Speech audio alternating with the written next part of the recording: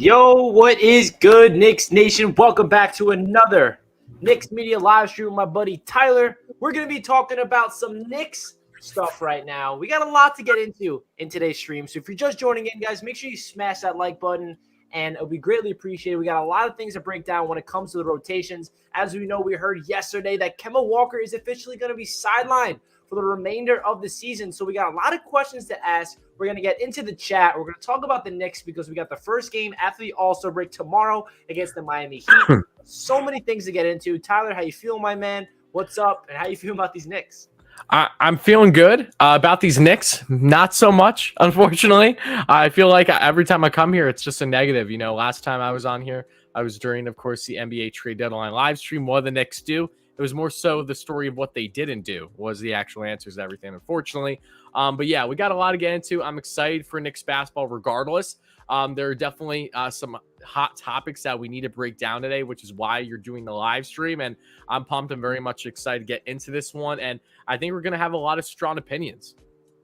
Yeah, I'm really excited to get into the chat as well to hear what you guys have to say because, you know, Knicks fans right now, we're all just in a state where nobody expected to be where we're at right now. In terms of the offseason last year, you know, we were coming off that fourth seed. We all know what happened last year. The expectations rose. And when we all felt that, we all felt like the Knicks were supposed to be better than last year. But at the same time, we're like, wow, I kind of don't like these expectations because now we have to meet them, which is pretty high because we were the fourth seed last year. And now we're sitting here as the 12th seed in the NBA, in the Eastern Conference, with a record of like 25-34. So really the only thing the Knicks could play for at the end of the season is kind of the play-in tournament, and that's kind of not even going to be easy to get there. We're 2.5 or 3 games behind that 10th seed. So we're going to get into all that, guys. Make sure you guys are hitting that like button. I really do appreciate everybody tuning in. I'm super excited to break down what's going on with these Knicks. So first and foremost, I want to get into the topic of yesterday of Kemba Walker being sidelined for the remainder of the season. I made an entire video of my reaction when this came out on my channel yesterday. So if you guys saw that,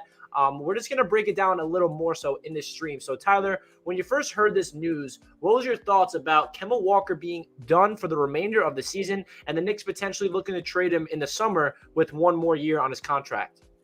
It doesn't come off surprising. I'm happy that this is happening, to be quite honest with you. And it's unfortunate. I don't think I really need to break down this too much, but all of us Knicks fans were, at least a large majority, including myself and yourself, we're excited for the Kemba Walker signing. And something that we did know, however, is that we needed a healthy Kemba to really get things going for this Knicks team this season. And unfortunately, that has been one of the issues. He just hasn't been the same in his knees. You know, he went a long period of time not playing just because Tibbs didn't want him in the rotation. Then he wasn't. When he was playing Boston, it was great, but that was the issue. The Knicks don't play the Celtics every game, and we saw Kemba Walker that has by far had the worst season of his career. You can tell that maybe he still has some lingering things going on with his knees, which is what I would imagine went in part with him, his agent, and of course the front office both being in a mutual agreement. You know, this isn't a one-sided thing where when he was sidelined because of Tibbs, where he still wanted to play. This is one of those things where they're both in agreement. You know, where the Knicks stand right now, it's best for him to get healthy, get ready for next season, regardless on if that's going to be with the Knicks or not. And I don't think it's going to be. I think that's a broken record. It seemed like that the Knicks were willing to trade him at the trade deadline, but no one wanted to take on his contract, in my opinion, from everything that we saw. It just felt like that was going to happen, and a trade didn't transpire, and that's why Kemba's not going to be playing another game this season. You know, I've always been a big Kemba Walker fan. I have no ill will against the man. You know, it was awesome for him to come back to New York. Unfortunately, it just was one of those stories that didn't go nearly as well as what you would hope for, and kind of part of the narrative with Knicks picking up guys that are kind of towards past their primes. Again, it was a bargain. I don't think it was a bad bargain to go after, a boomer bust type thing. But unfortunately for the Knicks, this was definitely more bust. And yeah, we'll see what the Knicks do now. But I'm not against them having Kemba out of things for the remainder of the season. That's for sure. Yeah, I agree with everything you said. I made a video a couple days ago breaking down what the rotation is going to look like after the All-Star break. And a big wild card of that debate at the time was, is Kemba Walker going to still be getting minutes? Because we knew in the beginning of the season, Tom Thibodeau benched Kemba Walker. And at the time, it was really shocking. And a lot of people were just like, really just not on board with it at first. But then we realized this Knicks team had a lot more young talent that can play with Kemba Walker. And we knew that Kemba Walker's value on this team when we're not going to the playoffs is nothing. You know, Kemba Walker for the past couple of weeks, his minutes were nothing crazy. He would play the first, 6 minutes of the first quarter, come back in like 5 minutes remaining the second quarter, play the beginning of the third quarter, and then that'll be it. He'll be done for the rest of the game. He never plays in the fourth quarter, never really provided a big impact. So I'm very happy with the news that Kemba Walker is done for the season. It's nothing against Kemba Walker. I love the story of him coming back, homecoming kid, hometown kid, Bronx, New York. We all know that whole energy surrounding Kemba Walker coming back to the Knicks had a lot of potential. But the truth of the matter is where the Knicks are at right now, it just doesn't make sense. We need to make sure we open up some roster spots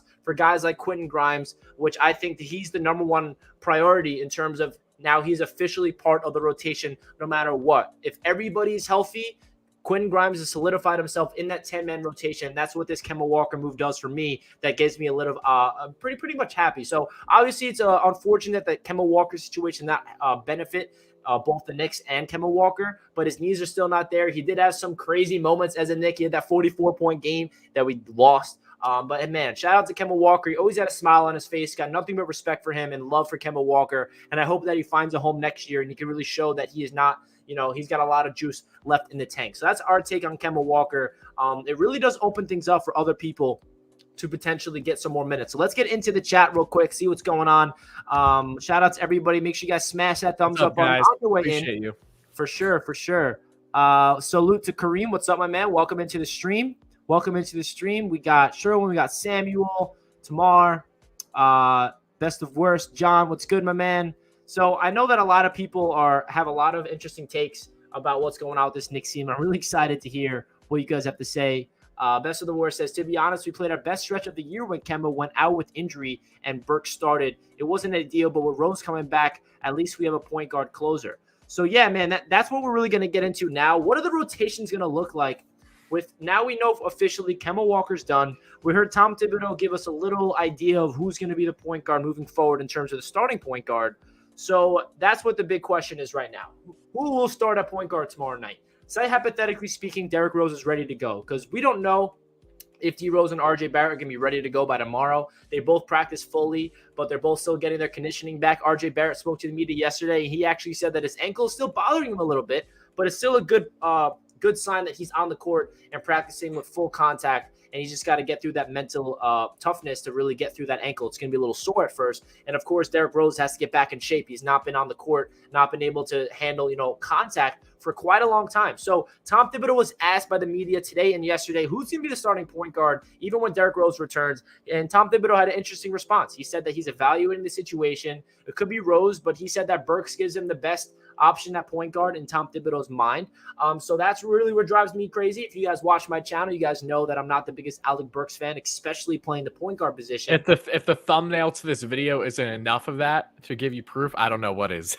Yeah, that's true. I mean, just quickly leave this live stream, look at the thumbnail if you forgot to look at it, and you can tell that I'm not the biggest Alec Burks fan. He's not even on these beautiful graphics of all these 8 players above us. So my biggest grind with Tom Thibodeau is his obsession with Alec Burks. And listen, I don't have anything against Alec Burks as a person or a player. It's kind of just him playing the point that drives me crazy because he's not a traditional point guard, and there's no reason for him to be in there, especially late in the game when everything matters the most. I forgot which game it was. It was either, I think it was against the Thunder or the Brooklyn Nets game where Emmanuel quickly came alive. I think it was against the Brooklyn Nets. He was finally getting out of a slump.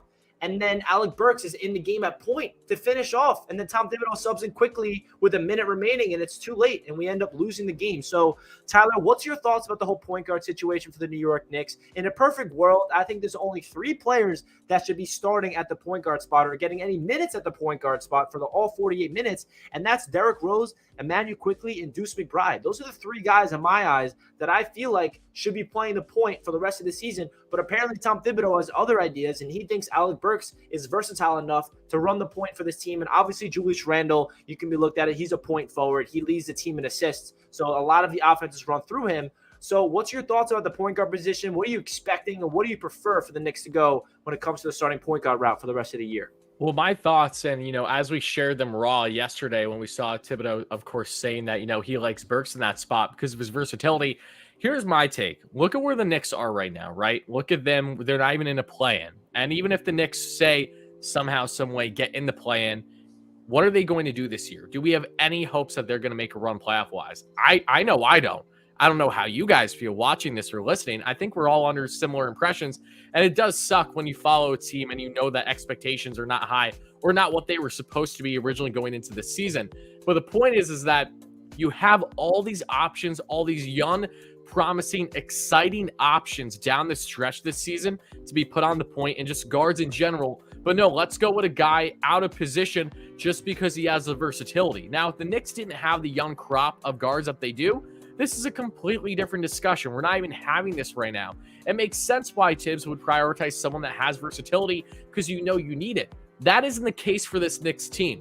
They don't need to have someone like Alec Burks be incredibly versatile the way that Tibbs loves. You don't need that because you have all these options, guys that are destined to have a longer-term fit on this team that you would hope would blossom. They're not going to blossom anytime soon with this mentality that we're going to start veterans and even go out of our way to make sure that they go in front of the young kids by playing them out of their position. I just think it's outrageous that we're at a point right now where there's only how many games left. They're on the outside looking in with not even normal playoffs, a play-in. And we're talking about Alec Burks being the starting point guard for the New York Knicks starting tomorrow, which is more than likely going to happen. I think most Knicks fans can agree that it absolutely is ridiculous that this is the reality that we're facing right now. Should it be this way? No, it shouldn't. And look, I know that Burks has had stretches of good ball, but look at what he's done for the majority of this season, man. He's been so inconsistent. He's not the only one. So many of these vets have, when in reality, this is a crucial time where you really could be getting the younger guys in that are not going to be a detriment. I don't see how Emmanuel quickly, Deuce McBride, who deserves some playing time outside the last 30 seconds of even a loss. Bring these guys in. These are the guys that are going to actually have a future on this club. The least that we could do is start to get more playing time, consistent playing time, and who knows, maybe that actually will amount to some more wins outside of having Alec Burks, where you know exactly what you're getting every single day with him. Yeah, exactly. He's not a traditional point guard. And my biggest gripe with Alec Burks, especially, with the last 5 minutes of the game, because you guys saw the Knicks the past couple of weeks. We were playing really good basketball. And I'm not even just saying that. Julius Randle's playing his best basketball of his entire season. And the Knicks have been playing really good basketball for the past couple of weeks. But the issue is collapsing and not finishing games in the fourth quarter. We were up 28 points on the Brooklyn Nets. We were up 23 points on the Trailblazers. And RJ Barrett said it best yesterday when we spoke to the media that if you're playing basketball, you're a good team if you're able to get up in those leads. If you're able to get up 20 plus, you're doing something right. It's just a matter of figuring out how to close the games and not giving the other team the momentum to come back and just, give them life and just spark a comeback in that fourth quarter. And we just simply don't have a closer, and we don't have a floor general to be able to orchestrate the offense late in the game. And that's what I'm hoping Derrick Rose is going to bring back to this team. The Knicks have a crazy record when Derrick Rose is playing on this team. When you even go back to last year, I think the Knicks are like 24-11 when Derrick Rose is playing on this Knicks team. Just unfortunate that, he's been battling injuries throughout the entire season. So we're finally getting him back. So, the big question is, what do the Knicks play for the rest of the year?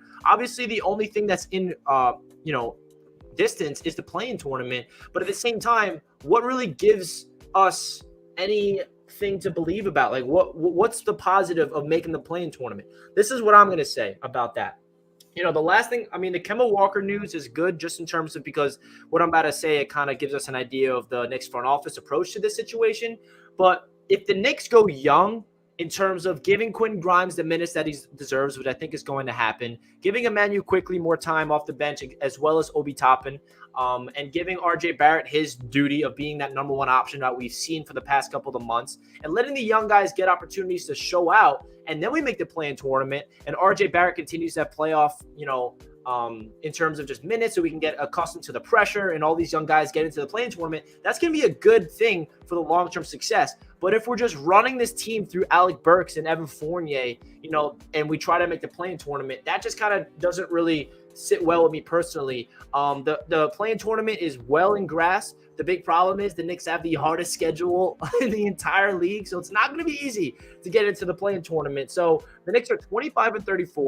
It's very possible for the Knicks to get hot at the end of the season, because I feel like the Knicks are trending in the right direction right now in terms of their play on the court, especially Julius Randle. I mean, Julius Randle deserves a lot of credit for his play the past couple of weeks. We know that he has not had a good season at all.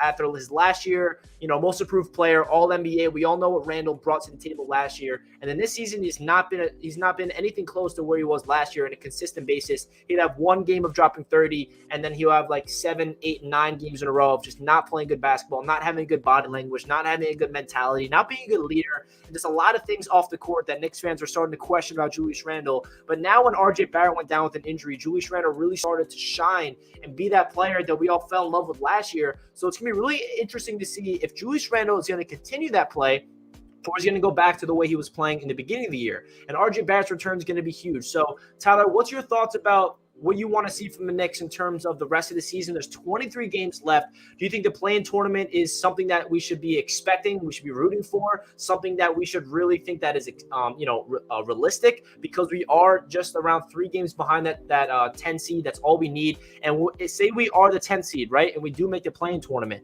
That means we have to beat whoever the 9th seed is, and then we have to beat the winner of the other play-in tournament. So we have to win 2 games in a row to make the actual playoffs. So do you think that's a realistic approach that Knicks fans should expect of trying to fight for that play-in tournament? I think it's a realistic approach that the Knicks are going to try to fight for it. Now, is that something that us fans should be rooting for? That all depends on what fan you're talking about, because I just said, and I made it very public, that I don't really see the benefit of playing. Even if they go, if it happens, how exciting is that going to be? Granted, I know that when you're in a playoff mentality, anything can happen, truly anything. We've seen teams go on historic runs and all these things, but with how inconsistent the Knicks have been all season long, why should I believe now down the stretch with how many games left this season, that they're going to somehow flip the script? Can D Rose be that spark? Do I think Derrick Rose is going to help the Knicks right away? Yeah, I do. I think that's actually going to benefit Randle a ton, because we saw that Randle thrived when RJ was out. When RJ's in, Randle was very inconsistent this year. Even it's weird how they couldn't find that balance, right? And there were so many reasons as to why, and the frustrating reasons too. We're just not seeing Randle look like he was hustling on a night-to-night basis. But when he's on, he's on. We know that. Now, bringing D Rose back into things makes it a lot more interesting. That's where I think Randle can not just thrive, but thrive with RJ still alongside him, hopefully more consistently. So let's talk in this hypothetical, right? Rose is getting a good amount of time. They're going to try to push. It's not outlandish to suggest that they can make the play-in, but it's the matter of how much benefit does that do for this team? For me personally, I want to see the young kids play, and if that does sacrifice in the end, you make them play or not, that personally does not affect me. That's just my viewpoint. I want to see the kids play because I know that that's going to matter most for getting an idea of the upcoming season next year and beyond. That's where we should have expectations more set. It's the McBrides. It's the IQs. I know IQ has had a sophomore slump. There's no denying, but he still has that future potential with the New York Knicks. You also have, again, the guy that we hope that we're going to see starting, in this rotation every day. That, of course, being Quentin Grimes. Grimes has looked like an absolute stud. I think he's a lethal shooter, and I want to see more of that. But Cam Reddish, what are you doing with Cam, right? He's the guy. You don't trade a first-round pick and Kevin Knox to just have this guy not even get more than 5-7 minutes a game. It's stuff like this where that's what I want to be prioritized. That's what I want the expectations to be, that you are giving these guys the minutes, because it's not just the reality of, you're bringing a young guy in. That means that, you're completely trying to tank or anything like that. No, these are young players that very well can be more effective potentially than what we have right now, starting with Alec Burks. I don't even want Alec Burks in the rotation. I want him out just as much as I want Kemba out. Fournier is the one where Fournier, even though he's been inconsistent, I can live with him getting the playing time that he has, because he has proven to really adjust his game second half this season. Especially when Fournier's hot, he's the best shooter in the league. Yeah, he's so weird. But Fournier is the lead. out of the three, he's the one that I'm concerned about the least. Like, I don't mind it nearly as much versus Burks and guys like Kemba. We got Kemba out great, but Burks is still going to be that one guy that is the barrier in the road.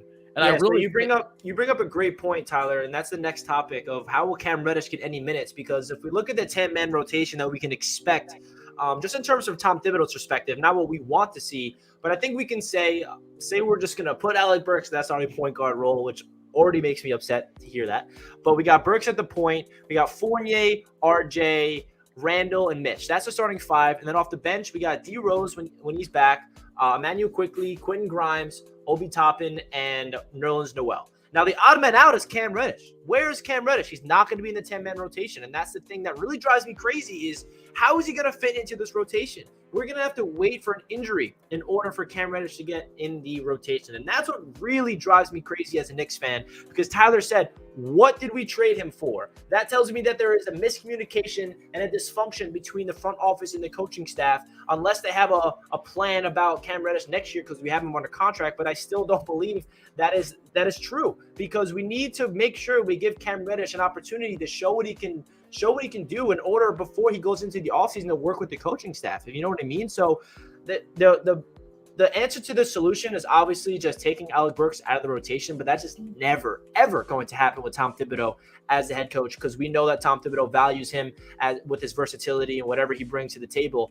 So that's a really frustrating thing about this whole situation is, yes, Quentin Grimes is officially part of the rotation, which is awesome, but Cam Reddish is still the odd man out. I really want to see Cam Reddish thrive in New York, and we just have not simply gave him the opportunity to do so. Whenever he does get minutes, it's just, he doesn't seem like he's getting any opportunity to get into rhythm. He got good minutes recently simply because, RJ Barrett was injured and there's other injuries that gives him the opportunity. But when all these 10 players are healthy, Cam Reddish will get 0 minutes per game out of the rotation. So, Tyler, what's your thoughts about that?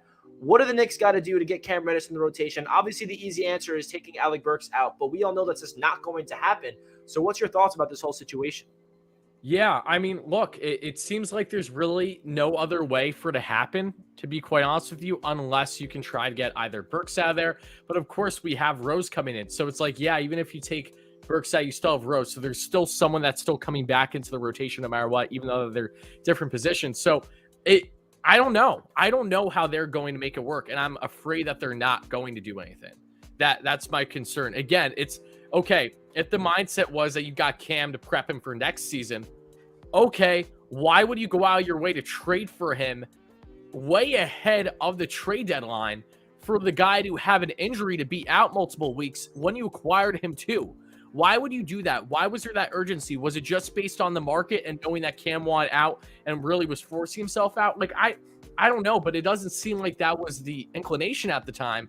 So again, Cam is someone where, yes, we don't know exactly what he's going to bring in the New York Knicks, but he has already shown flashes that would warrant why exactly you want him to get consistent playing time, even if it's just off the bench. Like, that's something. The fact that we can't even get that with him based on this depth, it's great to have team depth, but when you acquire a guy that you would hope will actually have an impact on this team that has all the intentions to hopefully be on this team potentially long term, it comes down to Tibbs. As people are commenting right now, I agree. Tibbs is someone where Thibodeau reminds me so much of this stereotypical coach, and this doesn't just go for basketball. Someone who, I'm a casual Knicks fan, right? Like I try to watch as many games as I can, but I'm not to the level that you are. I am, however, to the level, especially with other sports, with baseball and hockey, etc. And there's this constant rotation with veteran coaches, and they're all the same. And the biggest issue with them, including Thibodeau, is they come in, they really bring something that juvenizes, gets the team going, and they get excited. They exceed expectations. That's what the Knicks did last year. No one expected it, and that's why he was able to thrive. But the problem was, as soon as they reached that high, Tibbs was comfortable. Same issues that he's had with his previous teams is he gets comfortable, he overworks the vets, and he doesn't know how to properly adjust. It's time and time again with a coach like him who's done this with multiple organizations. It's the same exact thing that we are now seeing with the Knicks. Yes, I know we won Coach of the Year, but look how easy it took for us Knicks fans to, flip script. And I was not in favor of the Tibbs slander earlier in the season, but now we're at a point where the team currently stands. You can't justify doing stuff like this with Burks. It's simply nonsense. It really is, when you are sacrificing getting good looks at guys that are destined, that should have a longer future on the club than someone like Alec Burks, than someone even to a certain extent Evan Fournier. I know that we're dealing with that contract, so I understand it more. But and Kemba for a while. It's, again, I feel like I'm just saying the same shit that everyone knows. Pardon me here, but we've all seen this. I've seen this with so many teams, not just in basketball, but across numerous sports. It's not going to work. Tibbs is not going to change his philosophy. He's stubborn. That's how veteran coaches are. Speaking of his philosophy, Keith asked in the chat, can we do more than a 10-man rotation? Tom Thibodeau doesn't do that. So Tom Thibodeau is stubborn, and he's just a 10-man rotation coach. And his philosophy is you got to stay in rhythm. He doesn't want to have anybody, a lot of people in the rotation, like a 12-man or an 11-man, because if it was an 11, 12-man rotation, then Cam Reddish would get minutes. But he's strict to his starting 5 and his 5 off the bench. That's it, 10-man rotation, and even shrinks it to 9 or 8 at times based on injuries.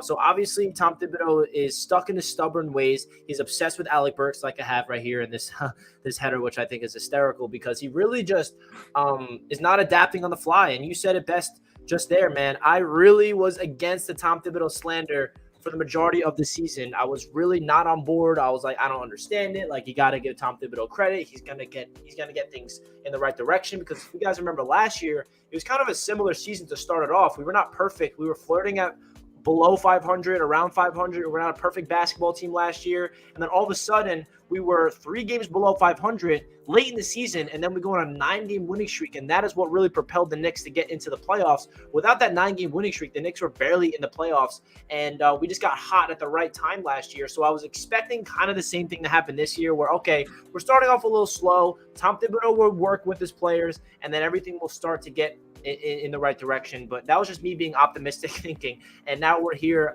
at the end of the All-Star break, and a lot of Knicks fans want Tom Thibodeau gone because of his stubborn ways. But I also think that a lot of that energy towards Tom Thibodeau needs to be pointed towards the front office as well, because I also feel like the personnel around that Tom Thibodeau is working with just simply is not working together. I think the individual talent is there, but simply they're not playing together as one. And you see the teams around the league that are, elite basketball teams like the Phoenix Suns, the Golden State Warriors. They just play as a team. And that's what the Knicks are not doing right now. And that's been the biggest problem. And I think that's the front office mistake of getting guys in the building that just don't really have the chemistry. And the interesting philosophy is, though, they did bring back a lot of the same players from last year. They re-signed Nerlens Noel, which was a mistake because he's not on the floor at all. And when he is on the floor, he can't do anything offensively. He's only a defensive juggernaut. And we re-signed Alec Burks to a 3-year deal. We re-signed Derrick Rose to a 3-year deal. So they wanted to keep that continuity factor, which I kind of agreed with, because they really wanted to run it back. Last year was great. But the problem is their only, additions to the team was Evan Fournier and Kemba Walker. And now we see what's going on with Kemba Walker. He's done for this season. They did a good job in the draft. I love Quentin Grimes. I absolutely love that. I think that is going to be a big-time piece for this Knicks team moving forward. McBride needs to get some minutes on this team. That's another big topic, is how is McBride going to get some minutes on this team to prove that he can be a guy in the rotation every single night? Yeah, like when we want at least to see what we have with him. Like, we've seen the flashes heading into the season. Really exciting stuff. Like, again, going back to what you're saying, then I'll let you continue what you had to say. But the depth is just off the charts for this team with young talent. And we're stuck in this limbo. And really, looking back on how last season, the Knicks overachieving last season is really biting this team in the ass from properly developing now. That's really the frustrating thing, is like, yeah, they had expectations, they didn't meet it. But now starting with Tibbs, they don't know how to properly adjust and realize that, okay, we need to do what is best now for the years going forward. And this, of course, goes in hand with Tibbs with, what kind of longevity has he felt like he would have with the Knicks? Is he stubborn like this in part because he feels that he won't be here for an extended period of time, that he's just here to try to kind of win now? Well, that wasn't the mindset when he first came here, right? So why would he be like that now? If it wasn't for the trade deadline acquisitions, getting the Derrick Roses of the world, etc., who knows what his future with the club would be. But going back to what my initial point was, is that for what the Knicks have, there isn't this balance right now, when this is such an easy fix to prioritize what is going to hopefully be a long-lasting future in this Knicks organization. These type of players. Alec Burks is not one of them. I'm sorry. It's not going to happen. And I don't think it takes a rocket scientist to figure out that one. So it goes beyond him. I understand that there are reasons as to why Cam, etc., is limited right now. But again, there's just a lot of contradiction going on. There are things that aren't adding up, and it does go in hand with the front office and him. They're just nothing looks aligned, nothing coincides with each other. It just looks separated. And I think that just as much as the coaching staff and the front office may be in disarray with trying to understand what they want for the team going forward, I think the team feels the same way. They're not locked in. They don't have that unison. They don't have that connection like they did last year. It seems like guys don't know their roles nearly enough. And that goes directly in hand with how Tibbs has went about this lineup throughout the season. Yeah, man, I agree. It's really frustrating to see the collapse of Tom Thibodeau and just not being able to adjust and adapt to today's NBA and just understanding the rotation. So I want to pivot and try to go to a more positive conversation, and that is an individual player on this New York Knicks team, and his name is RJ Barrett. You guys might know him, right? RJ Barrett. So we missed out on him for the past 4 games. He's coming off an injury. He has a sprained ankle. We're hopeful that he'll be ready to go tomorrow night. But what RJ Barrett is doing this season in year number 3, I think needs to be talked about a little more, because in the year of 2022, he is averaging all-star numbers. He's putting up numbers to the point where if he was doing this on a consistent basis throughout the entire season, he's an NBA all-star. Over 23 points per game, around 6 rebounds, over 3 assists, shooting, I think, 39.5% from downtown. I mean, RJ Barrett has really established and taken that next step into becoming an actual NBA consistent player. And I think that's the only thing that was holding back RJ Barrett in terms of consistency. I feel like RJ Barrett always was a player that was hot for a couple games, went cold for a couple games. He never found that consistency. He was kind of a rhythm guy. It was up and down, up and down. And that's very common for a young player. I mean, we have to remind ourselves that RJ Barrett is the youngest player on this entire roster in year number 3. He's 21. He's younger than all the rookies. He's younger than all the year 2 players. It's pretty mind-boggling if you think about that. So I'm really hoping that RJ Barrett comes back from injury. He eases his way back. I'm expecting RJ to get, be a little rusty, because that's another thing about RJ. He's a player that is all about rhythm. And when he's hot, he's hot. And when he needs to get back into the gym, obviously that sprained ankle is going to really take a toll on him, I think, getting back into the rhythm of things. But RJ Barrett is the future of this team. He's eligible to be extended in the summer, which I think the New York Knicks have to do. That's a priority.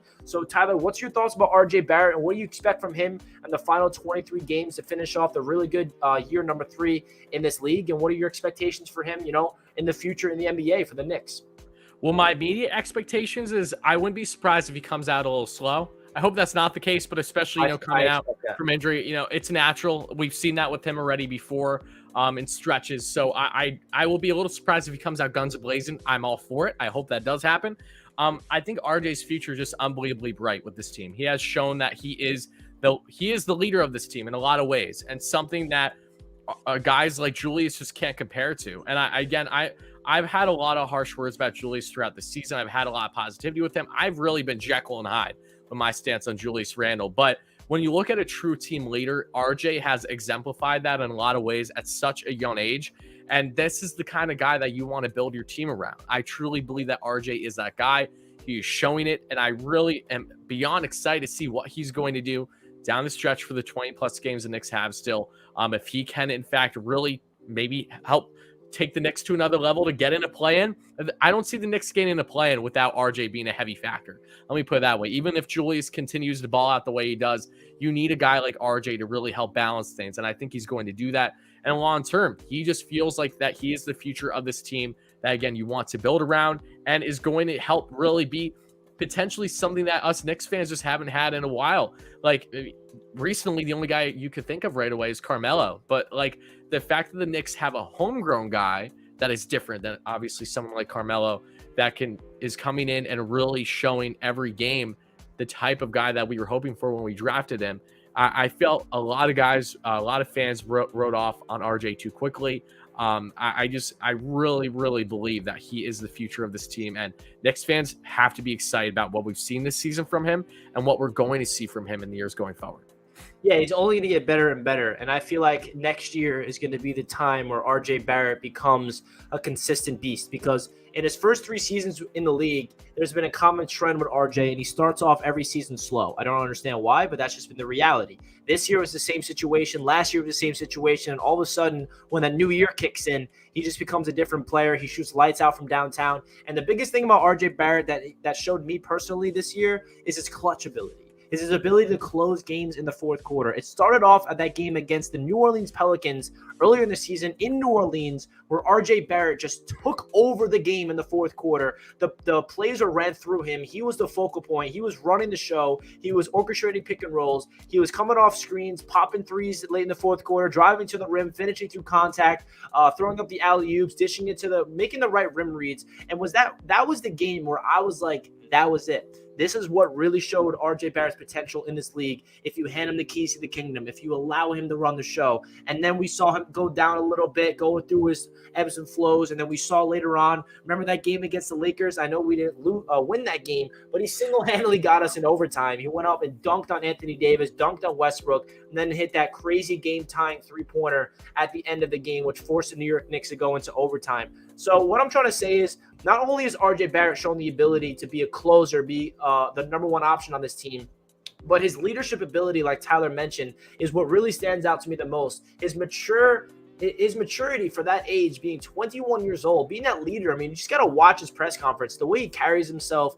I mean, if you go back in time, before he was drafted to the Knicks, a couple of months before the draft, he was on First Take with Stephen A. Smith. And at the time, I think everybody knew that the Knicks are going to draft RJ Barrett because we all knew Zion was going number 1 at the time. We all knew John Morant was going number 2 at the time.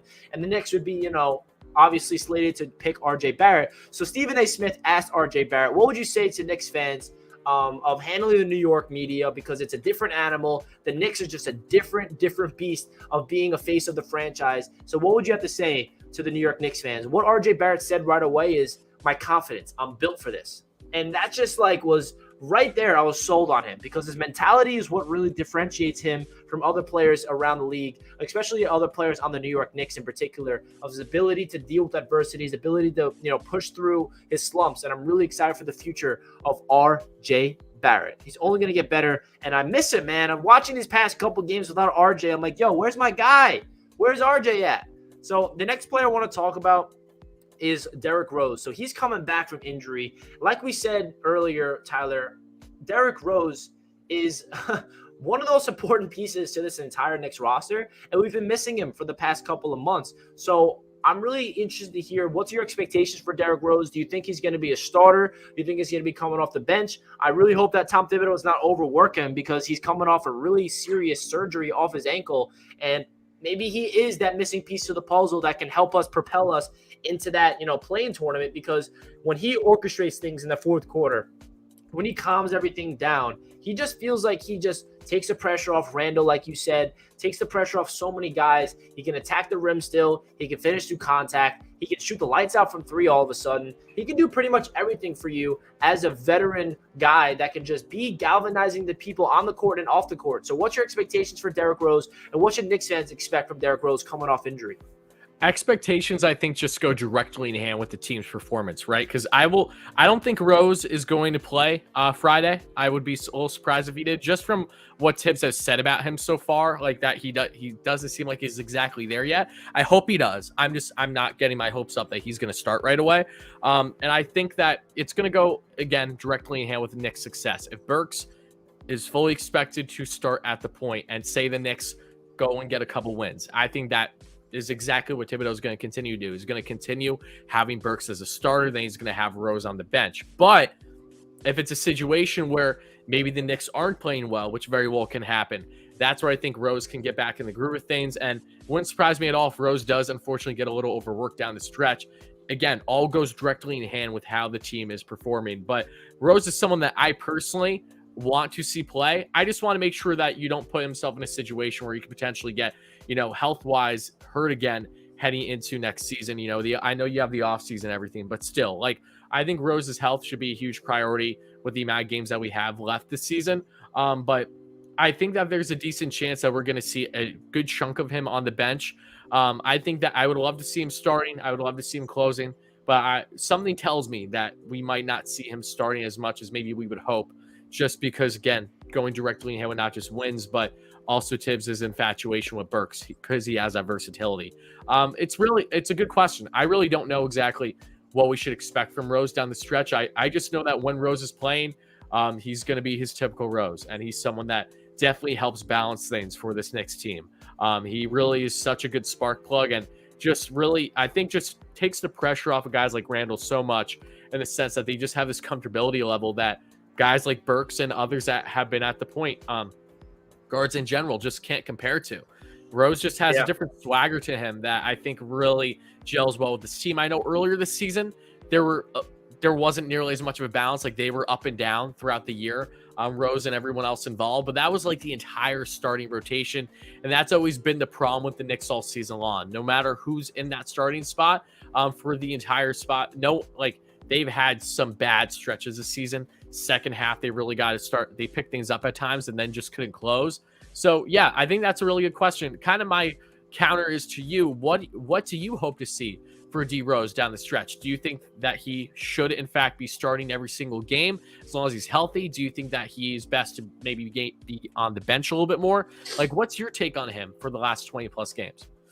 Yeah, I mean, Derrick Rose, the great thing about him is whenever he's on the court, he elevates the players around him. So the big question is, do you keep him on that bench because he has the best chemistry? And I also feel like Derrick Rose coming off the bench would benefit a guy like Emmanuel Quickly, because it'll take a lot of pressure off Quickly. Because I think a big problem with Quickly so far this year in the sophomore season is he's been trying too much to be a playmaker, and it was kind of consuming his play style of trying his best to get his teammates involved, and it took away his ability to really put the ball in the rim and shoot the ball lights out and attack the paint and putting up those floaters like we saw and fell in love with the IQ as a rookie last year. So the big question is, do we put Derrick Rose off the bench where he's comfortable with guys like Obi Toppin and Quickly, or do we keep him on the starting lineup and he can unlock RJ Barrett and Julius Randle's ability? But I think it doesn't really matter who's going to start at the point guard spot. I think for me, it's who's going to finish, because the one thing about Tom Thibodeau that I do like, whether it's not, the best, reads throughout the game, but it's not about who starts the game. It's about who finishes the game with Tom Thibodeau. He feels out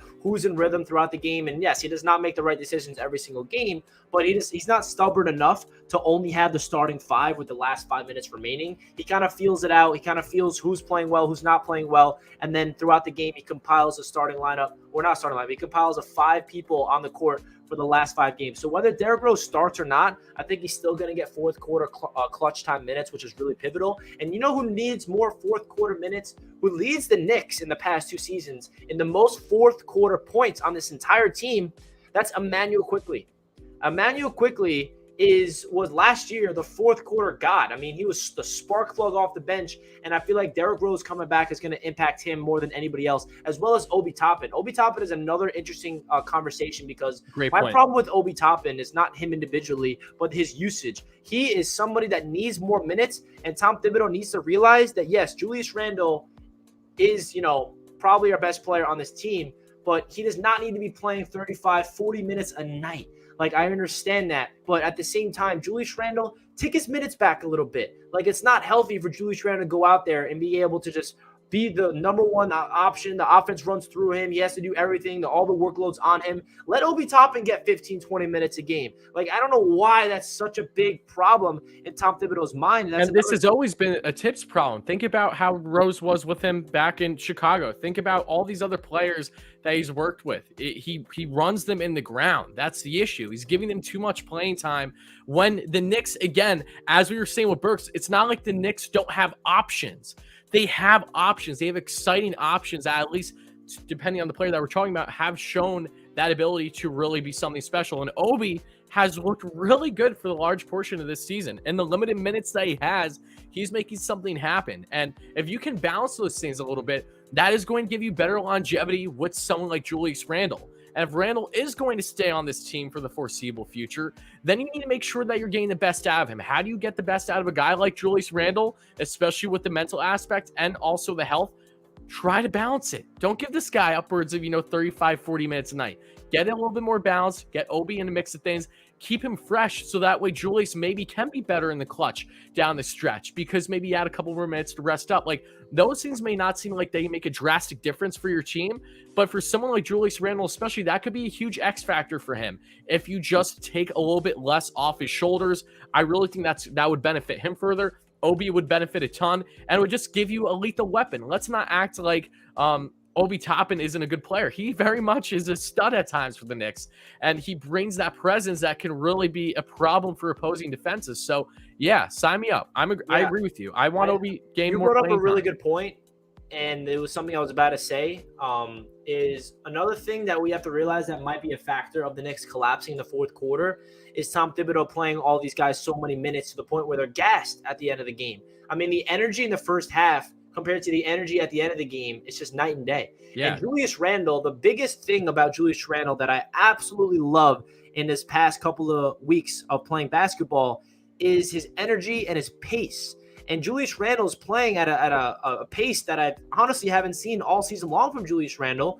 And the problem with that is, though, he's playing so many minutes. And what I mean by pace is, if you notice, Julius Randle grabs a rebound, he sprints up the floor. He just like puts his head down and just absolutely sprints. It's like a fast break. Even when it's not even a rebound, even when the other team makes the basket, the Knicks inbound it really quickly and they turn it into a fast break when it doesn't even have to be. And Randle does a really good job of pushing the pace and creating an easy bucket that way. But the problem with that is Tom Thibodeau plays Julius Randle so many minutes to the point where at the end of the game, Randle might be a little gassed. Like give him some time to rest. Really, save his stamina for when the game matters the most with 5 or 6 minutes left in the fourth quarter. That's what really drives me crazy. And I hope that Tom Thibodeau understands that Julius Randle, his energy that he's playing with is the reason why he's playing so well, but you can't play him so many minutes because he's going to be gassed by the end of the game.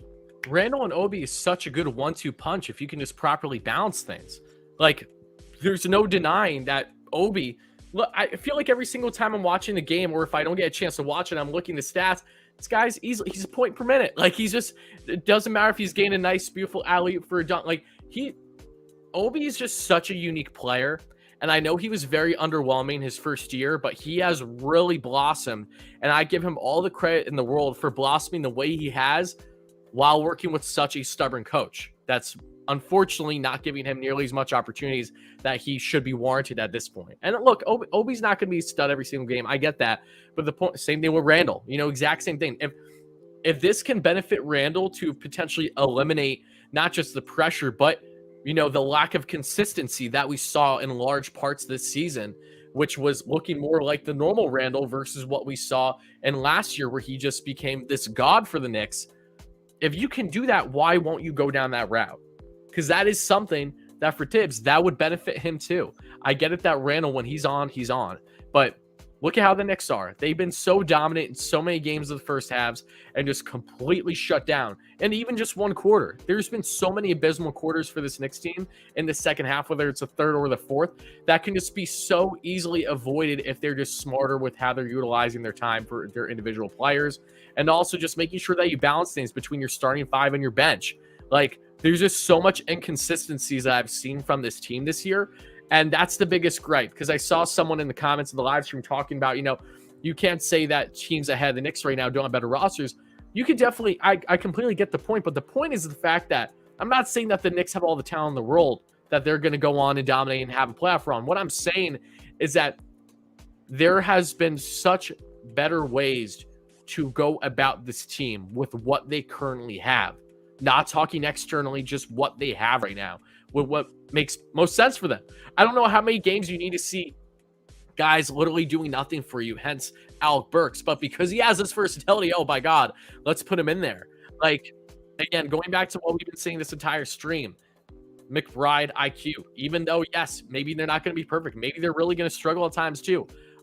From my point, this is my personal opinion. So I understand if you're completely against this. My opinion has been, at this point in time, what is going to hurt by having the young kids gain more consistent playing time, especially with D Rose back. D Rose was a huge factor for IQ. It was so awesome. It almost felt like it was like passing the torch to IQ with how his rookie year was. They just were such a great balance. I love the kind of help that Rose was giving IQ. I'm excited to see that again. I think we're going to see those similarities with him and McBride. I want to see that. But when you prioritize a vet like Burks, for example, because he's the obvious example with Kemba now being officially out, is that you're just not going to get anywhere with guys like that.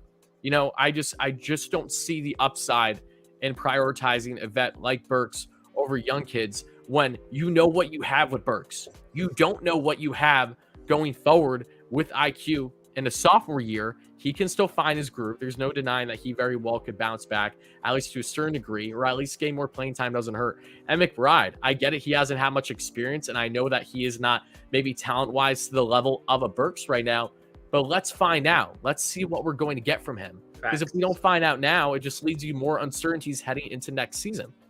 Yeah, man, I agree with everything you said. It's really unfortunate. There's a lot of things we got to break down before we end off the stream when it comes to the rotations. How are we going to get McBride minutes? And we're going to get into a lot of other things. Welcome into the stream, guys. If you're just tuning in, don't forget to hit that like button. We got 64 likes with 130 of you guys in here. Let's try to get to 100 likes. If you guys did not hit that thumbs up button, I really appreciate that. And also, if you're new to the channel and just coming across the stream and you're not subscribed to Knicks Media, my name's Richie. I post Knicks content consistently. I'm going to be recapping all the games, going live, and posting content all throughout the rest of the season. Of course, covering the offseason where everything gets crazy with trades and free agent signings and all that stuff. So make sure you guys subscribe to the channel if you're new. Help me get to my 8,000 subscribers goal. I greatly, greatly appreciate everybody tuning in to this Knicks Media live stream. We're talking about what's going to happen with these rotations. We found out that Kemba Walker is done for the season. Alec Burks is most likely, unfortunately, going to be the starting point guard by tomorrow, unless Derrick Rose is healthy and actually Tom Thibodeau brings him out there. So there's a lot of things to look forward to, in my opinion, for the rest of the season. At the same time, there's some things that we really have to talk about. So moving on from the negative stuff, as you can tell, I'm an optimist. I want to talk about some good about this Knicks team,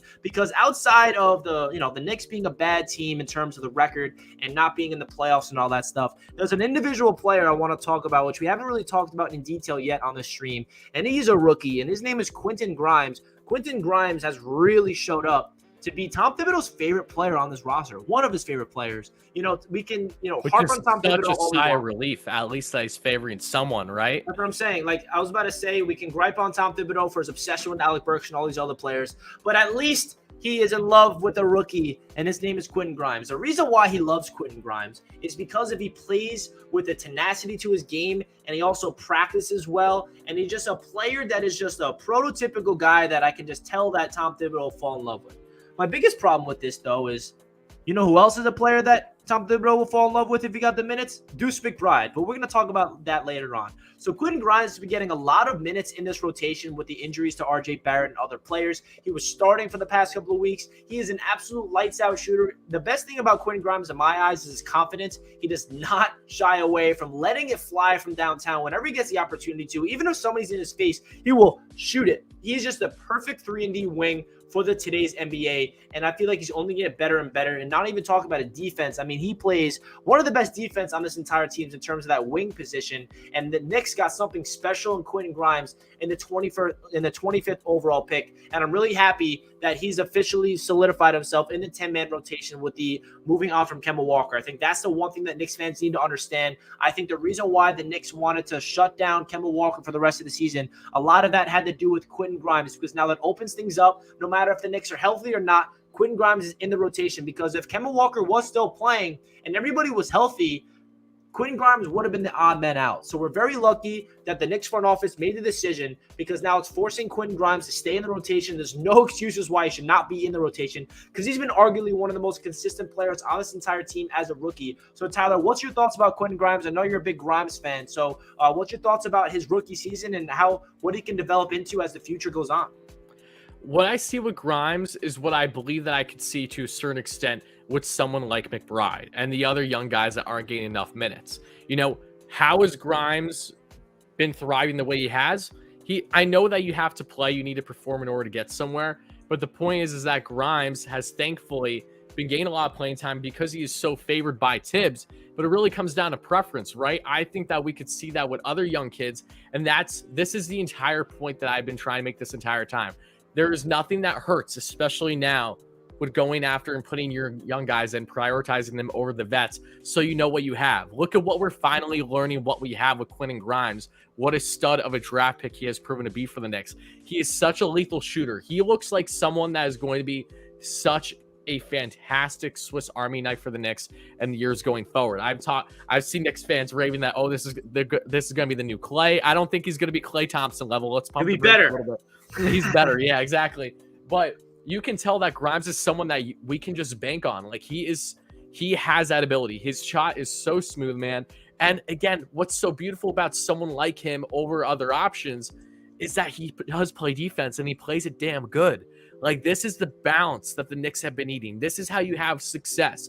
Why were the Knicks so good last year down the stretch? Well, they weren't just strong offensively. They were strong. Knicks were a powerhouse defensively all last season, right? When you lose that defense, you have nothing. There's no doubt about it. So Grimes has that beautiful balance of not just being a sharp shooter, but he can back it up with his defensive play, even if, say, he's missing his shots.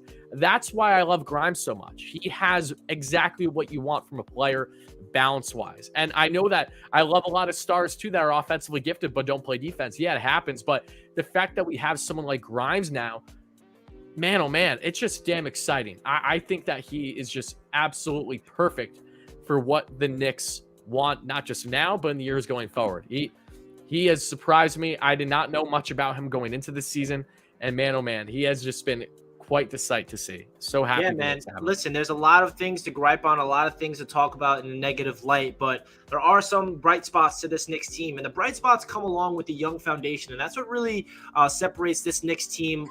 If you want to compare it to previous Knicks teams, like not only last year, but 4 years ago, 5 years ago, it was kind of the same situation, a dysfunctional front office. It felt like the head coach wasn't all aligned. But the difference between the Knicks today and the Knicks then is we actually have a young foundation of a young core and RJ Barrett and Mitchell Robinson and Quentin Grimes and Obi Toppin and Quickly and McBride and Jericho Sims. I mean, obviously those are not all potential stars, but they're definitely potential role players on this team. And I'm really excited of the future of this Knicks team in terms of the foundation that's laid. The only thing that we really need to focus on is the front office making moves this offseason, making sure we bring in players alongside RJ Barrett and Julius Randle to take the load off them, to take that next step. We need a true point guard. And that's what the big question is going to be, how the Knicks can do that. Because I think that we have a really good foundation of role players. We just need to get the stars around them. Quentin Grimes is the perfect prototype 3-and-D wing player in today's NBA. He's only going to get better and better with progression. I think we're going to see Quentin Grimes take a big-time step and off with that bench unit with Derrick Rose as well, if he is on there. Now, the next player I want to talk about, which is unfortunate, and my guy in the chat brings it up. Deuce is my guy. He needs burn. So Miles McBride, he is a player that just doesn't belong in the G League. He doesn't belong in the G League. He's too good. You see him go down. What else does he need to do? He averages 30 and 10, shooting like a ridiculous amount. I don't know exact stats. I got to look it up, but I'm pretty sure he's like averaging around 9 three-pointers a game, and he's shooting like 42%.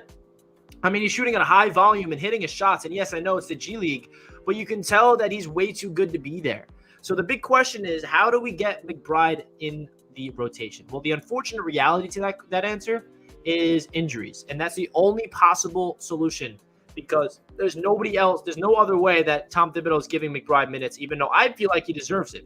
Now, I just feel like McBride could potentially be the future of this team at the point guard position. Maybe not the franchise point guard, maybe not the guy that's going to take us to the promised land, but I can see a backup point guard role in Miles McBride and the future of this team, because when he did get some minutes for the Knicks in the NBA, when everyone had that the COVID issue in December, he had a couple games where he really looked like he could still compete at the NBA level. I mean, he's a rookie, he's a second-round pick, but he deserves NBA minutes. But the problem is there's too many guys ahead of him.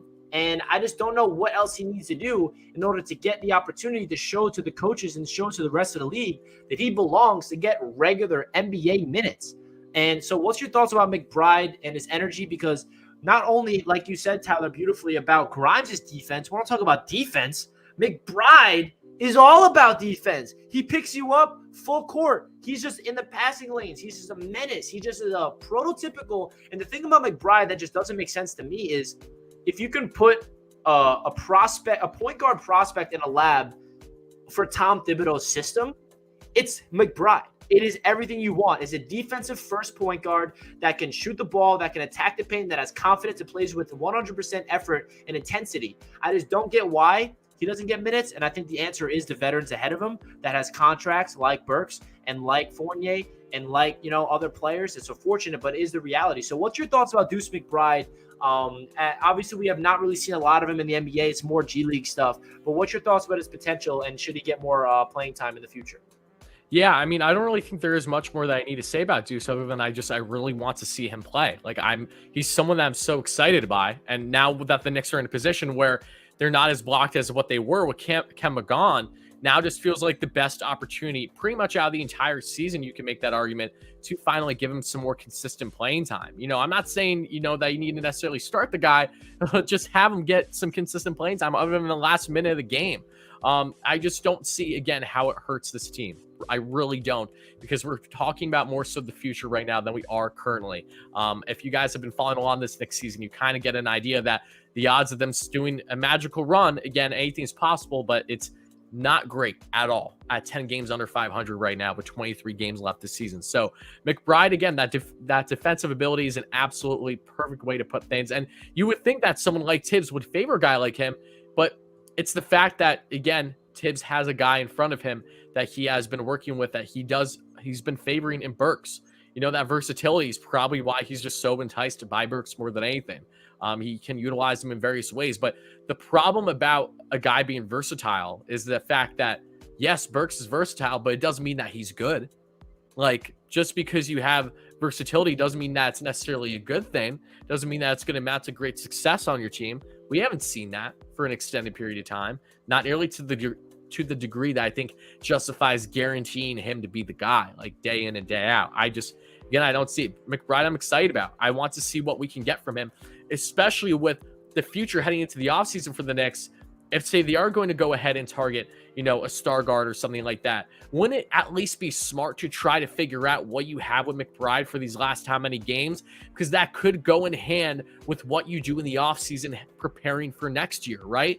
If you say, don't give McBride any minutes, and then you go out and then you do land a guy, okay, yes, we're going to be excited about having that guy, but then you may never know what you're going to have with McBride. Maybe you part with him, and maybe he does, in fact, become a stud or thrive elsewhere. I'm just saying that for the potential that we have someone like him, what harm is there to actually try to give him some playing time? So we know what we have.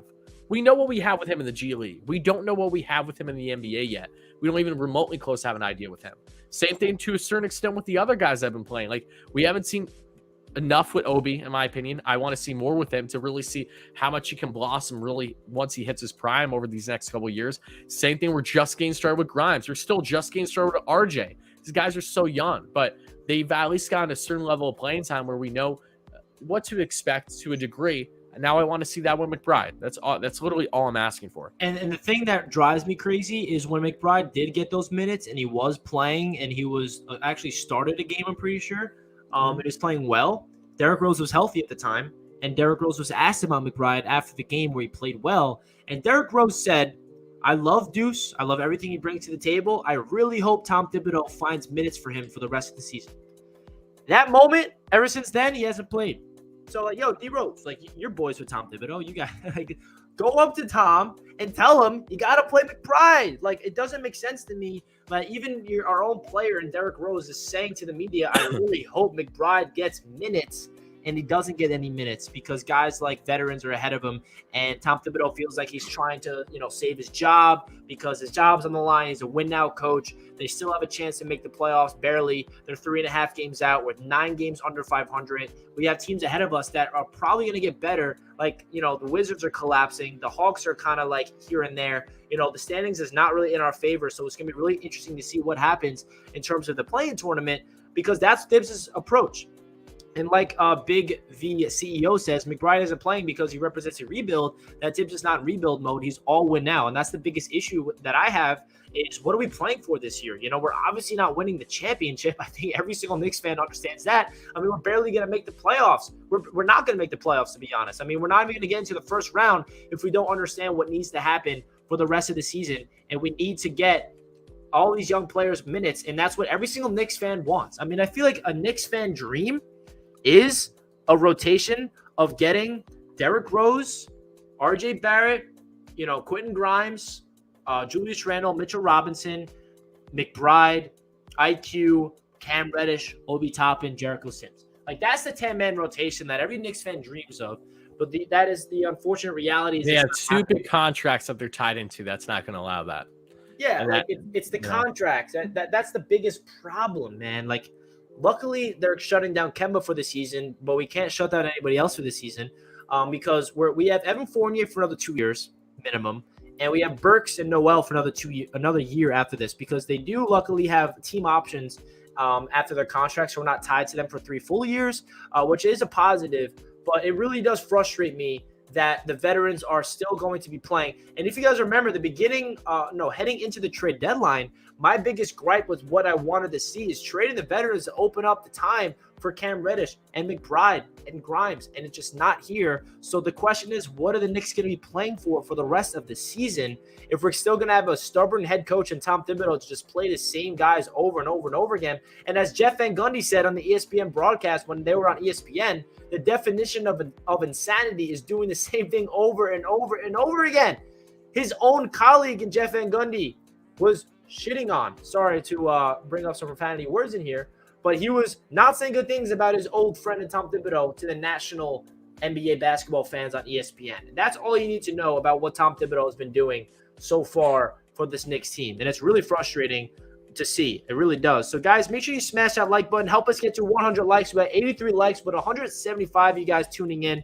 Really do appreciate everybody tuning into the channel. Really do appreciate it. Help us get to 100 likes. We're about to open this up to a nice Knicks Q&A. So everybody in the chat can ask us questions, anything about the New York Knicks, whether it's an individual player, whether it's some rotation questions, who's going to start at point guard, anything you have to say, let us know. And shout out to Josh in the chat. Appreciate you, my man. I saw that comment you had earlier about Wardy and I's channels. You appreciate all the content that we bring. Appreciate you, Josh. Appreciate everyone.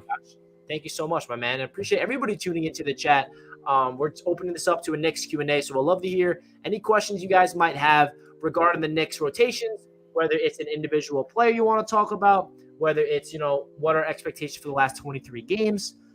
I'm going to put you on the spot right now, Tyler. What is the Knicks record in the last 23 games, in the 23-game sample size? Are we going 23-0? Close. 22-1, easily. All right, my honest prediction. Brutal. It's horrendous. It's actually disgusting how bad it is. Okay, let's looking at it right now. Ashley says, what about Sims? I want Jericho Sims to get minutes as well. I do too. I think Sims is actually going to get a good amount of minutes next year because, unfortunately, even though I'm not necessarily in love with it, I think that there's an increased belief that Mitchell Robinson is not going to be here next season. So I want Sims to get more minutes too. I want him to get more minutes like now. I want him prioritized over Taj. I do. But again, it's the same thing with Tibbs. It's the likelihood of that is very slim of happening. And also just, I don't think you mentioned it earlier, but like shout out to Mitch. Thoughts and prayers with him that, regarding the situation with his father. I don't believe he's been found yet. I'm sure many of you guys know that story by now. That's just horrifying. I don't understand how something like that could happen. So I truly am, thinking about him, and I really, really do hope for him and his family's sake that his father will be found as soon as possible and everything's okay. Yeah, no doubt. I mean, thoughts goes out to Mitchell Robinson and his family. If you guys are not aware of the situation, apparently Mitchell Robinson's father is currently missing, and they don't know where he's at. So prayers up for Mitch. Hopefully he's okay mentally, because if he needs to step away from the game, that's bigger than basketball. I would not be against that at all. If this is serious and this prolongs, I would not be shocked if, he takes a leave from playing because that comes first. The business and basketball is great. But if that is the reality of the situation where the father is missing, everyone make sure that, you send your love and support Mitchell Robinson's way, because that's definitely a scary sight. And hopefully he can get back on the court and the father can be back and he's healthy. And it's just a really interesting conversation to have. And, it's sad. And let's hope that Mitchell Robinson's okay, because he's my twin brother. We're both born on the same day. We're both about to turn 24 on April 1st. It's my man. So to answer your prediction, though, like asking for my prediction, I think the Knicks for the final 23 are going to go 8-15. 8-15. So that's no play-in tournament, and that's like probably the 12th seed that we stay put, and we suck. And that's probably very realistic. Very realistic. So yeah, I'm sorry. I wish I could be more of an optimist. Why don't I don't blame you, man. You're a good cop in this. I'm bad cop. That's why you're wearing white and I'm just wearing all black. I'm trying to be, the pessimist in here. So why don't you give something a little bit more positive than what I did just there? I love it. Jamal's got a question. What up, Jamal? Hey, how is Tom going to use Cam Reddish? I'm supposed to go to MSG for Knicks game tomorrow, guys, with my dad. Jamal, hope you enjoy that game tomorrow with your dad. You're a big supporter on the channel. I appreciate you, Jamal. And yeah, we talked about this earlier in the stream. I just don't see Cam Reddish, unfortunately, getting any minutes with Derrick Rose and RJ Barrett returning to the lineup. If I had to be the one making the decisions, I would easily put Cam Reddish in the rotation over Alec Burks, but that's not going to be the rotation. Tom Thibodeau is stubborn with his 10-man rotation, and he says that minutes are not given, they are earned. And maybe there's something behind closed doors that we don't know about, but I just think that the reality is Tom Thibodeau is stubborn, and Cam Reddish will not be getting any minutes unless there is an injury. So what is your prediction for the final 23 games? Final 23 games, 20-3. We're going to shock the world, and we're literally going to go and be the 7th seed and have home court in the play-in tournament. Oof, okay. All right, guys, can you allow me to be delusional for a second? Like, just allow me to just hypothetically have this crazy reality in my head of that being true? Because can you imagine that? The Knicks are 20-3 in the last. I would have lose my mind. All right, we all know that's not happening. Please don't be like, oh, Reggie, you're delusional. What? Oh, my God, you think that's going to happen? I know it's not going to happen. Just let me just speak it into existence. I'm manifesting it, guys. Do you think the Knicks can go over 500 for these final 23 games? Over 500? Like out of these games. Yeah, I know. Yeah. The only thing that's gonna, the fact, see if that happens or not is if Derrick Rose stays healthy for the rest of the season. And a big factor is Mitchell Robinson. I think Mitchell Robinson is A-okay mentally, and he stays healthy and he plays the way he's been playing, because he's such a big piece to this team that a lot of people don't understand. And that's another big conversation to have about Mitchell Robinson. Is he's a pending free agent. I mean, are we going to re-sign him? Is he going to be walking? If he does walk, what do we do? I mean, we don't have a center on the team. Go get Cat. Yeah, go get Karl Anthony Towns. Trade the whole roster for him. We saw some rumblings about that on Twitter a couple days ago. But it really does stink. So we got an interesting question here from Josh. Would y'all rather the Knicks tank or at least make a run for the play-in? So I made a whole video on this on the channel, Josh, about my thoughts about the Knicks tanking, that whole tanking situation. So I really gave my perspective on that. So I want to hear your thoughts about this, Tyler. Would you rather the Knicks tank or at least make a run for the play-in? The tank conversation is interesting because the definition of tanking is putting a product on the floor to lose, which is not going to happen. Like, that is not happening with this Knicks team, especially with Tom Thibodeau. So what's your thoughts about this question from Josh?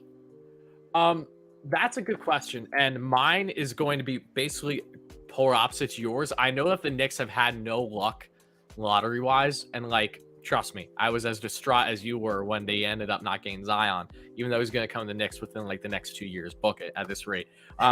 But based on everything, I'm 100% okay with the Knicks tanking. It's not going to happen though because of Tibbs. The only way that the Knicks somehow tank this season is if they just play so bad. You know what I mean? Where they really do just play so bad and get lucky and get a nice draft pick. But how things are right now, it seems like they're going to be competitive enough where they're not going to be in a spot to obviously get a top pick, but they will be, they're going to be in that limbo. That's what sucks about being a competitive team, but not being competitive enough to really even to even make the play-in potentially. Because you're just in that limbo where you were too good, where you can't really get a top pick of what you're looking for, but you weren't nearly as good to even, go anywhere success-wise. That's the worst spot to be in, I personally think. I've always felt that way as a fan with all my sports teams. It sucks. And if the Knicks can somehow, some way tank, which again, I don't see it happening, but my guy Sincere said it in the chat, you want Ivy. I want Ivy too. That's exactly what that would be the dream for me personally. And I'm saying this as someone that's a Duke fan. And I know my guy for Duke is obviously balling out. I wouldn't mind him, but guard-wise, Jaden Ivey, and I've actually been keeping a closer eye on him than I normally would for any guy, and that's only because my best friend goes to Purdue. He's at every single game, and he just raves about Jaden Ivey, and everything that I've seen from him too, he just is an absolute stud. Like, that is the type of guy that I would want the Knicks to get draft wise. If they could get a stud of a guard of that type of prospect, I'm all for it. That would make this losing season all that worth it. If you can get potentially someone that could be a franchise guard for you the way that he can. Yeah, and also the Knicks missed the playoffs. We're officially in the lottery, and anything can happen in the lottery. Whether we finish, at the bottom of the lottery or near the middle of the lottery, you never know what can happen. Maybe the lottery goes in our favor for once, because the lottery's never been kind to the New York Knicks. That man that I made the thumbnail haunts me in my dreams, holding up that damn picture.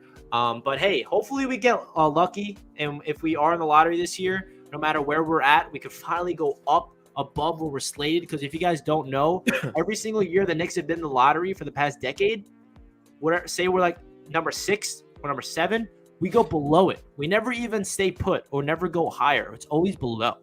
Very, very frustrating. Now, this is a question I think you would want to answer, Tyler. Do you think Zion is pulling a Harden and Anthony Davis to force the Pelicans to trade him to the Knicks? I would hope it's the Knicks, but regardless, somewhere he'll be traded to. Yeah, I think that is exactly what he's doing. When are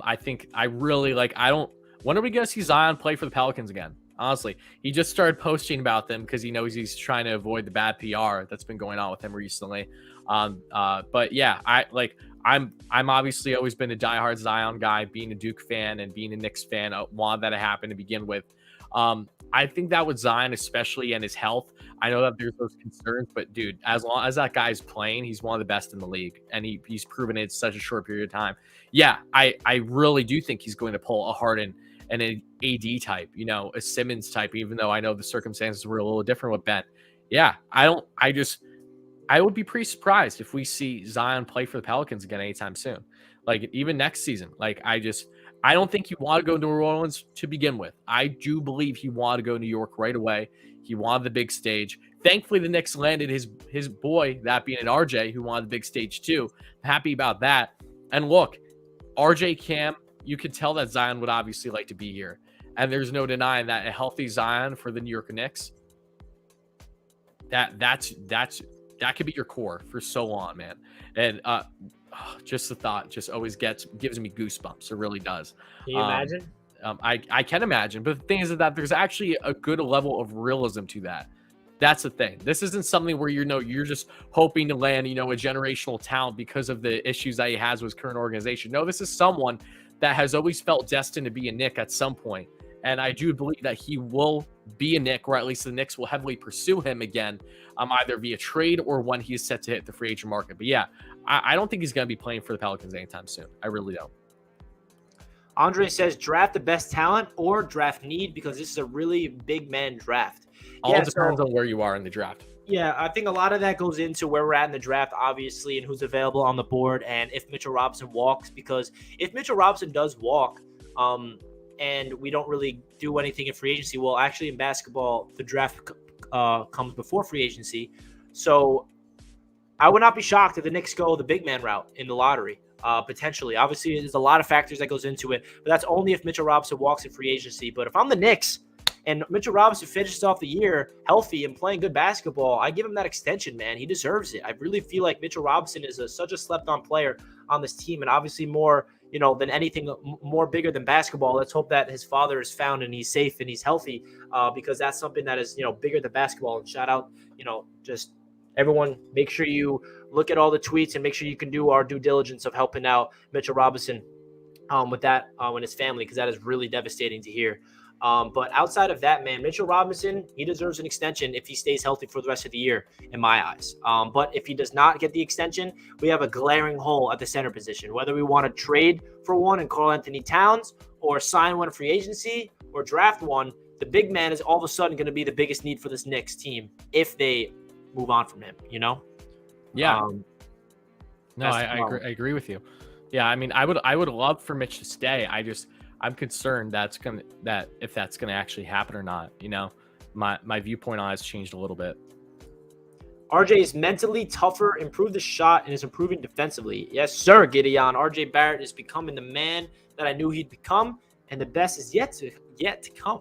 You know what I mean? RJ Barrett's there. And hopefully we can get another stud in the draft like RJ, but we'll probably have to get a top 3 pick in order for that to happen. I see 4 years, $60 million with incentives. Yeah, this is the contract I give Mitchell Robinson, no doubt.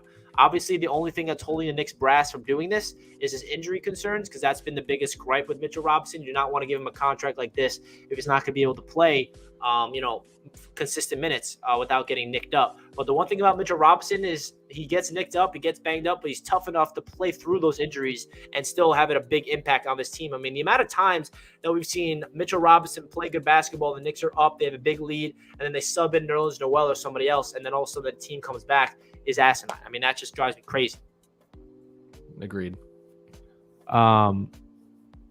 Let me see. Anybody in the chat want to talk about anything? Gideon says, also, Grimes is underrated and a nice piece to keep. He's a good defender and can splash from 3. Yeah, Gideon, Tyler and I were raving about Quentin Grimes earlier in the stream, talking about how much of a big-time player he is for this Knicks squad. I'm really excited for his future on this team, man. I really am. So, guys, we're going to finish off the stream again with the Knicks Q&A. So if you guys want to fire in any questions, Super Chats will be at the front of the wish list of the Q&A. So make sure that you give us all the questions you guys want us to talk about before we finish off this Knicks Media live stream. Maybe a quick topic we can talk about, Wardy, before we get into any of the questions is talking about the game tomorrow and Sunday. The Knicks are going to be home against the Miami Heat, and then we're home against the Philadelphia 76ers, 2 of the best teams in the Eastern Conference. I don't know what to expect. The Heat have had our numbers. I've had our number forever. I'm afraid they're going to just shut us down so bad. It really does. It really does stink. So I don't know how we're going to beat the Miami Heat. They always play their best basketball against us for my entire life, it feels like. So what are you expecting for the game tomorrow against the Heat? Is it going to be a blowout, or is there any hope? I think the Knicks are going to have a strong first half, and I just think that second half they're going to collapse again, unfortunately. I think Miami just tightens up things defensively so well. They've been one of the best for a while now. I would be surprised if the Knicks can get past them. If they can, then man, that'd be awesome. And then I think about the Sixers game too. Harden's going to be with them, right, for that game? Of the Sunday game against the Sixers, I think so. That's going to be. I mean, that's going to be interesting. Actually, if he is with them, that's going to be interesting too to see exactly how does he balance with them. Could the Knicks maybe take advantage if there's an adjustment period at all? Like I don't know, but I would. Both games I'm not feeling confident about, but I feel more confident about the Sixers than I do the Heat, just based on, how the Heat always do against the Knicks. And Sixers are a team where Julius always has, a spark to him when he plays Philly. It's normally really good matchups. Yeah, man, we got some optimism here. Knicks win versus Miami, 92-89. The only way we do win against the Heat is going to be a low-scoring contest like this, because the Heat defense just suffocates us every single time. They blitz on every pick and roll. They shut down a number one option. Spoelstra is just one of the best coaches of all time, especially one of the best coaches of this generation.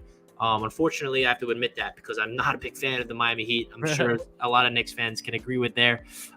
It really does depend on Rose, for sure. No doubt. I think we play in MSG on Sunday on ABC. I might be going to that game, so I don't know. I don't know if it's worth it. I don't know if it's worth it to spend money on this game anymore to watch them get blown out of the waters. Question: do you know when the lottery is this year? I don't. I can look it up. It's usually right before the playoffs.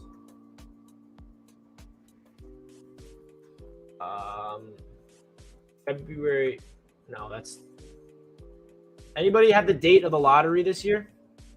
Yeah, let me try to look it up too. I'm just curious, because I know it's coming up. Obviously sooner than the draft. I prefer not to be a part of it, but we're probably going to be. So get ready to see that man's face again, everybody. And hopefully we are in the top 5. Why can't we win the lottery? I mean, we've seen teams that are slated at 13 get the first pick. You know what I mean? Like, why can't that happen to us? Why can't we be the ninth team going to the lottery and we get top 3? We're not allowed to have nice things, clearly. Wouldn't that be unreal, everybody? Stephen A. said, boycott the Knicks. I absolutely hate that Stephen A. is the voice of Knicks fans. I like Stephen A. I do. I have nothing against him.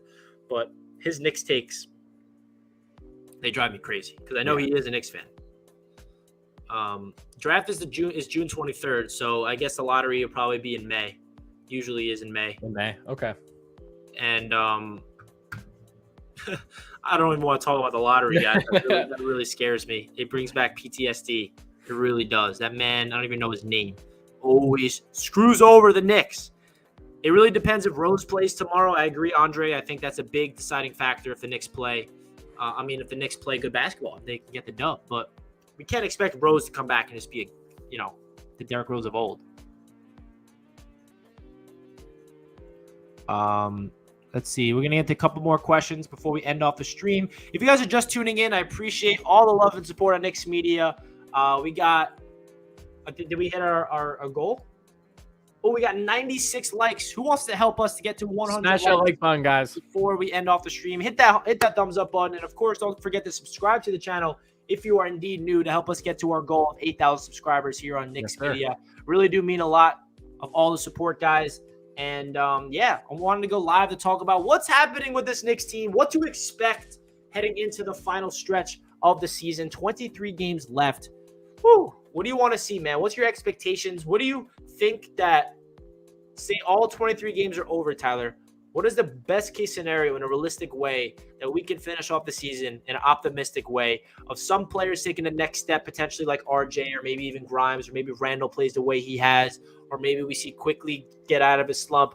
What type of things do you want to see for the remainder of the season where we can kind of have an optimistic taste in our mouth heading into the offseason? I think it's just kind of what I've been preaching this whole time, where the younger kids are getting minutes, but they're thriving too. Like I want to see continued development of guys in the right direction. And I mean, I would feel pretty good going the offseason if the Knicks somehow go on a crazy tear.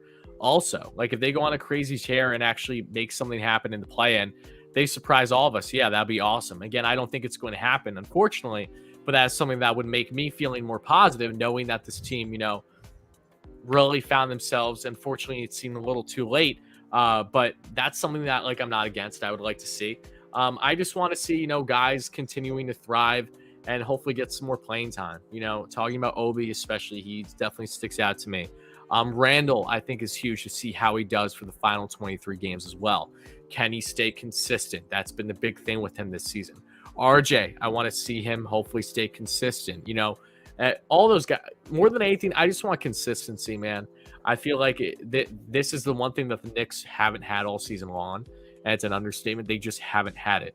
The Knicks can be consistent. That'll make me feel really, really good heading into the offseason, just knowing that they have a better structure, something that they can build off of heading into next season. We just haven't seen it this year, not from individual performances and as a whole. Nothing has been consistent about this team in a lot of ways, and to the point where it's beyond what it was last season prior to them getting Rose and everything. Like they were looming, like they were, a fringe 500 team for the majority of the season. And this year they just haven't been. And when it's mattered most, when they need to clutch up the most, they haven't been able to get the job done. Like we've seen very little instances this year where they've been able to do that. That's something that I would like to see. Can they clutch up down the stretch here? That'd be awesome. It would definitely make me feel better than just them continuing to roll out the same guys, but just having these same inconsistencies. And that's what I'm worried about. So I hope that I'm proven wrong and they can get a bit more of a balance. Yeah, man, I agree. I think that's what we can look forward to for the rest of the season, hypothetically speaking. We just want to see the young players continue to make that next step, show some really good promise for the future. Also, a big thing to look out for is Julius Randle going to finish off the season the way he's been playing the past couple of weeks, because if that's the case, that's a really good sign for the next year for Julius Randle, because he's a big piece of this team. RJ Barrett is going to get back to his ways of how he was before his injury. And Mitchell Robinson is going to stay healthy and play the way that he was doing for the past couple of weeks as well. Is Emmanuel quickly? Is he going to get out of that slump, that sophomore slump, and really continue to be that guy that we loved last year as a rookie? Is Quentin Grimes going to continue to show us Knicks fans that he's the future of this wing position? Is Evan Fournier going to be a stud? Because low-key, Evan Fournier has been the best three-point shooter, one of the best three-point shooters in the entire NBA in the past 2 months. Like statistically speaking, volume, percentage, 3 points made, 3 points attempted, Evan Fournier is at the top of the league in three-point shooting. So he deserves love there. You just know that he's very inconsistent with that type of stuff. So yeah, guys, that's really going to conclude this Knicks Media live stream with Tyler. If you guys want to check out Tyler, he's a big-time Mets YouTuber. So any of your baseball fans, the lockout is hopefully coming to an end shortly. So if you guys are indeed a New York Mets fan, make sure you guys go check out Woody's channel. That's down below in the description, and check out his great New York Mets content. Of course, only if you're a Mets or baseball fan. I'm not going to make any Yankees fans or any non-baseball fans check out your channel. Don't you worry. I don't want any guys anyway. Nothing personal. No, I'm joking. Everyone's welcome. Appreciate the shout out. Appreciate doing this. Always love talking Knicks. It's not something that I do too often either, so I always appreciate hopping on these streams. And again, I know that unfortunately I've been more pessimistic than I'd like to be, but the future's still bright for this team. They have a lot of questions that they need to answer, not just for the remainder of the season, but the offseason is going to be huge, and I'm really excited to get into that with you when the time's right to break things down with the Knicks. Just unfortunately haven't met the expectations that we'd like this year, but again, still a lot of things to be excited about for sure, even if it's not to the degree that we were hoping for heading into the season. Facts, man. Very well said. We appreciate everybody tuning into this Knicks Media live stream. Stay tuned for more content. I'll be posting videos about what's going to happen this weekend against the Heat and the 76ers. So stay tuned. Subscribe to the channel if you're new, and like the video if you guys did not already. We greatly appreciate all the support. Let's go, Knicks. Let's go win a championship this decade or something. Please. I just want to go to a parade. That's all I want, guys. God damn it. All right, guys. We love you. Let's go, Knicks.